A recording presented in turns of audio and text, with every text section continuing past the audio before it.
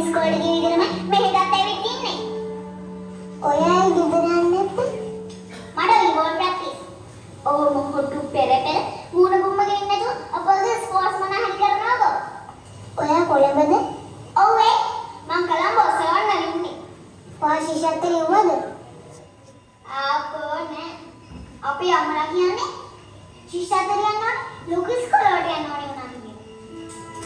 ඉතින් මට ආපහු ලොකු ඉස්කෝලේට යන්න ඕනේ නැති නිසා මල්ලි ඔයා ගොඩාක් වාසනාවන්තයි. ඊයේ ඔයාගේ අම්මම මෙහි ඉන්නවනේ. ඇයි? ඔයාගේ අම්මම මෙහි නෙවෙයි ඉන්නේ. මට වතුර ටිකක් දෙන්න පුළුවන්ද? ඔයාට අසනීපයක් වත්ද? ඔළුවට කුමයි. කලාවන්ති වගේ. Oh my god. ඉන්න. අපි ගෙනම ගිහින් වතුර ටිකක් ගේලෙමු. එන්න. නෝනේ නෑ. මේ කැරිලා යයි. දැන් මේක මට පුරුදුයි. මොනවා? පුරුදුයි? ඔයා උදේට කෑවද? නෑ. දවල්ට? නෑ. ඔයාගේ අම්මේ ඔයාට ඉන්ටර්වල් එකට කන්න ලන්ච් බොක්ස් එකේ දාලා කෑම එකක් හදලා දුන්නේ නැද්ද? අයියා මේ දුකෙන් වගේ. ඔයා ගොල්ලෝ රිදෙනවද ගොඩක්? ඉන්නේ. මං ගාව කෑම එකක් තියෙනවා. අපි දෙන්නේ ඒක කමු. මට එපා. ඒයි. ඔයාට පුළුවන්ද මට උදව්වක් කරන්න? ඒ මොකද්ද?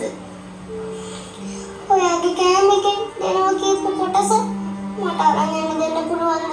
ගෙදර අරන් යන්න දෙන්න? ඒ මොකටද? මම ශිෂ්‍යත්ව පාස් වෙලා කොළඹ එනකොට ආවේ මගේ අම්මත් එක්ක. මම පොඩි කාලේදීම මගේ තාත්තා කයෙන් වැටිලා අපිව දාලා යන්න ගිහින්.